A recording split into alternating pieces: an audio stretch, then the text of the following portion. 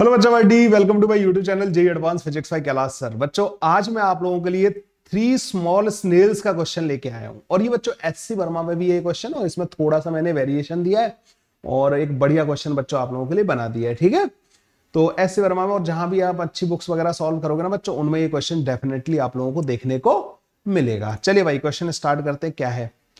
3 small snails are each at the vertex of an equilateral triangle of side length 200 centimetre. So एक equilateral triangle है बच्चों, उसकी side length 200 centimetre दे रखी है। The first set out towards second, the second towards third and the third towards the first with a uniform speed of 5 centimetre पर minute. Okay, तो बच्चों पहला वाला दूसरे वाले की तरफ चलना स्टार्ट कर दिया, दूसरा वाला तीसरे वाले की तरफ चलना स्टार्ट कर दिया, तीसरा वाला पहले वाले की तरफ चलना स्टार्ट कर दिया। ये स्टार्टिंग में तीनों के तीनों इक्विलेटरल ट्रायंगल के वर्टेक्स पे थे। ठीक है, during their motion each of them always had towards its respective target snail. What is the distance travelled by each snail when they meet? Also find the time when one of the snail complete one revolution around the centroid of the triangle. ठीक है बच्चों, ये है question. जब एक circle complete कर लेगा ना बच्चों, एक पूरा राउंड कंप्लीट कर लेगा, सर्कल तो नहीं होगा, एक राउंड जब कंप्लीट कर लेगा ना बच्चों स्नेल जो है, तो वो टाइम भी आपको कैलकुलेट करना है, कितना टाइम लगेगा एक राउंड कंप्लीट करने में। ठीक है बच्चों, ये है क्वेश्चन हमारा।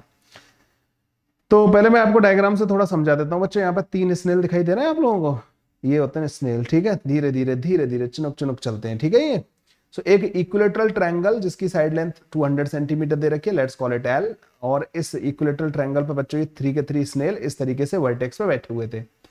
इस वाले स्नेल ने देखा इस वाले को, इस वाले ने देखा इस वाले को, इस वाले ने देखा इस वाले को, तीनों ने देखा एक दूसरे को। ठीक है, ये चलना चालू कर दिया इसकी तरफ, इसने सीध बांधी इसकी, ये चलना चालू कर दिया बच्चों इसकी तरफ और ये चलना चालू कर दिया इसकी तरफ। अब ऐसा नहीं होगा कि ये इस लाइन पे चलेगा। देखो ध्यान से सुनो, ये तो खैर बड़े बड़े डायग्राम बना रखे हैं। मान लो एक पॉइंट ये और एक पॉइंट ये बच्चों, और एक पॉइंट है यहां पे, ये पॉइंट इधर की तरफ चल रहा है, तो ये देखो स्टार्टिंग तो इधर की तरफ करेगा, लेकिन थोड़ी देर बाद ये इधर पहुंच जाएगा, ये थोड़ा इधर पहुंच जाएगा।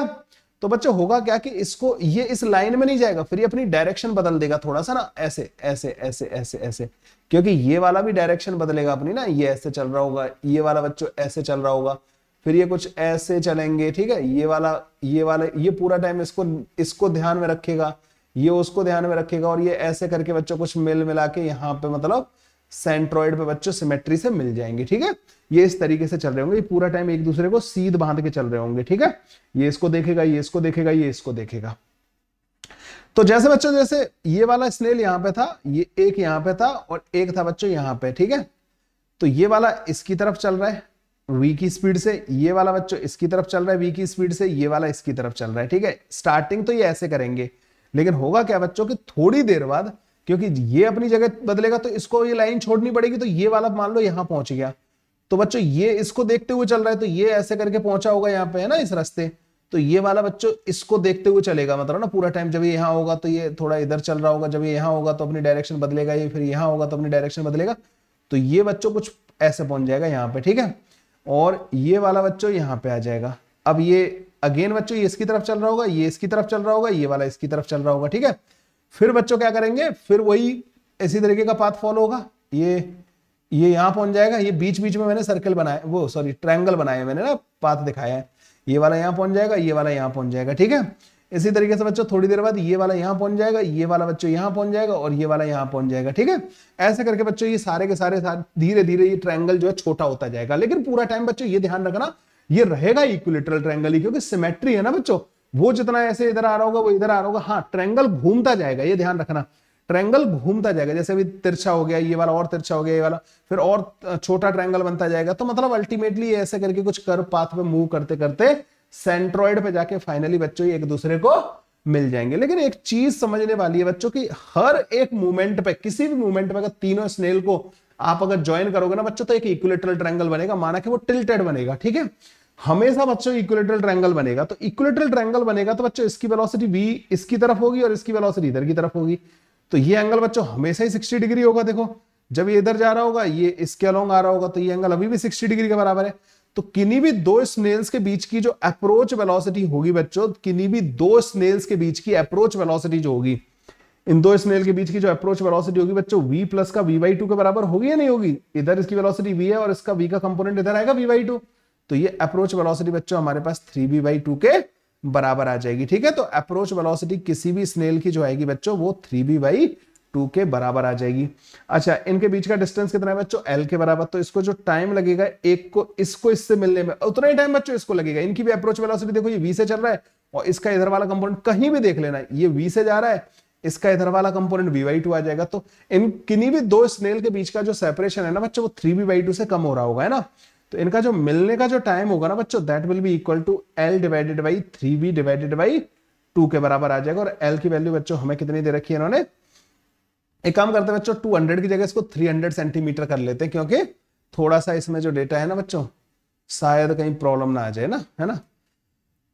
3 से वो कट तब भी जाएगा, 200 की जगह 300 कर लेते हैं। तो 2 इंटू 300 डिवाइडेड बाई 3 और v की वैल्यू बच्चों हमारे पास 5 के बराबर दे रखी है। ठीक है, तो ये कटने में आसानी हो जाएगी। ये ना 100 बार कटेगा, 200 हो गया और फिर इसको काट देंगे 40 से, तो 40 मिनट लगेंगे बच्चों इनको एक दूसरे के पास पहुंचने में। ठीक है, तो ये तो हमारे पास बच्चों टाइम आया है इनका ना, क्योंकि वो 5 सेंटीमीटर पर मिनट की स्पीड से चल रहे हैं बच्चों ना। v की वैल्यू 5 सेंटीमीटर पर मिनट के बराबर है। ठीक है, अच्छा इसी क्वेश्चन को करने का बच्चों एक और तरीका होता है। What is that other method? तो मैं थोड़ा सा इस डायग्राम को इरेज कर लेता हूं बच्चों ना, यहाँ पे बहुत सारा कचरा सा हो गया है।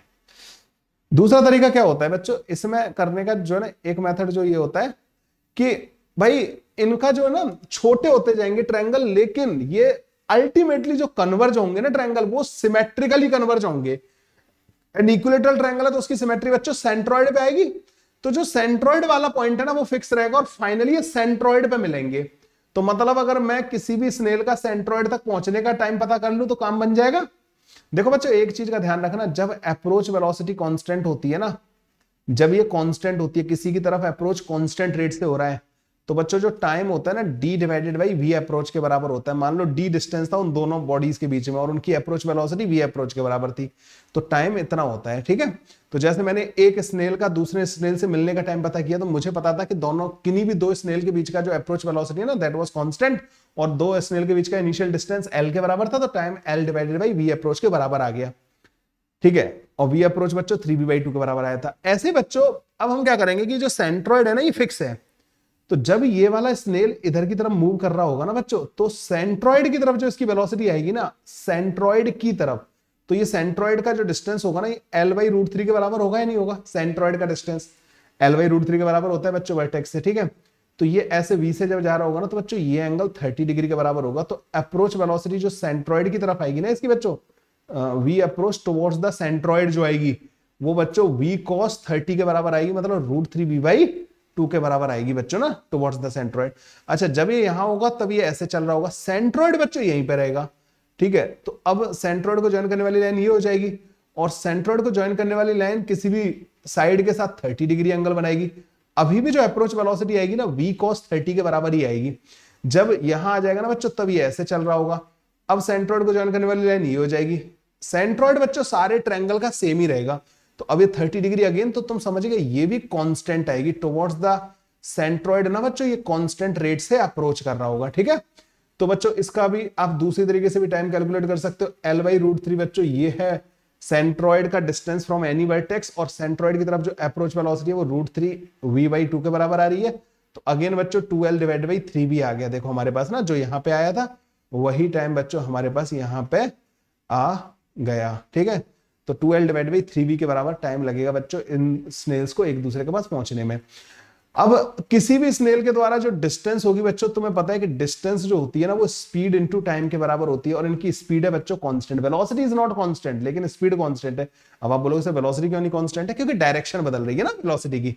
तो बच्चों स्पीड इनटू, तो स्पीड बच्चों 5 सेंटीमीटर पर मिनट दे रखी है, और इनको 40 मिनट लगे हैं बच्चों ना, 40 मिनट टोटल टाइम लग रहा है। तो बच्चों जो डिस्टेंस आ जाएगी ना बच्चों वो बेसिकली हमारे पास 200 सेंटीमीटर के बराबर आ जाएगी। ठीक है, तो हर एक स्नेल ने जो डिस्टेंस चला होगा ना बच्चों वो 200 सेंटीमीटर चला होगा। अच्छा ये ध्यान रखना मैंने डेटा थोड़ा चेंज कर दिया है। यहाँ पे क्या चेंज कर दिया है कि मैंने इसको 300 सेंटीमीटर ले लिया है, साइड लेंथ को 300 सेंटीमीटर कर दिया है। ठीक है, तो ये 200 सेंटीमीटर हर एक स्नेल चल के एक दूसरे को मिल जाएंगे। ठीक है, ओके, ये वाली बात समझ में आ गई? कोई कैलकुलेशन मिस्टेक एंड ऑल कुछ तो नहीं है यहाँ पे? नहीं है। ठीक है, 100 आया, ये 200 आया, 40 पंजे, ठीक है, ठीक है भाई, ये आ गया। अब इसमें बच्चों एक और क्वेश्चन था। अगला क्वेश्चन क्या था बच्चों? Also find the time when one of the snail complete one revolution around the centroid of the triangle. ठीक है, सेंट्रॉइड ऑफ द ट्रायंगल के लिए बच्चों कोई भी एक स्नेल जो है, तो बच्चों यहां पे एक काम करते हैं, ये सेंट्रॉइड को से किसी भी वर्टेक्स को ज्वाइन करने वाली लाइन हो गई। एक मिनट, इसको सही कर लेते हैं थोड़ा। ठीक है, ये वाला स्नेल बच्चों इधर की तरफ चल रहा है v स्पीड से ना, इधर की तरफ। तो इसका जो इधर वाला कंपोनेंट आएगा बच्चों, ये एंगल 30 है तो ये 60 होगा, तो ये v/2 के बराबर आएगा, है ना, ये वाला perpendicular component of the velocity इस o को ज्वाइन करने वाली लाइन का। तो बच्चों इसका जो ओमेगा आएगा ना, ओमेगा मतलब एक तरीके से इस लाइन का rate of rotation D theta divided by d T जो आएगा बच्चों, वो v/2 डिवाइडेड बाई r के बराबर आएगा, नहीं आएगा बच्चों? किसी भी टाइम पे जो डिस्टेंस है इसकी r है, मतलब ना, ये तो खैर मैं वर्टेक्स पे बना रहा हूं, लेकिन मैं इन जनरल जब तुम बीच में कभी देखोगे तो ओमेगा बच्चों इसी के बराबर आएगा, नहीं आएगा, है ना? ऐसा करते हैं, इसको किसी भी जगह पे और जगह पे देख लेते हैं। अभी मैंने तुम्हें एक बात बताई थी ना बच्चों कि इसका अब ट्रायंगल थोड़ा कुछ ऐसे बन रहा होगा शायद ना, यहां बन रहा होगा,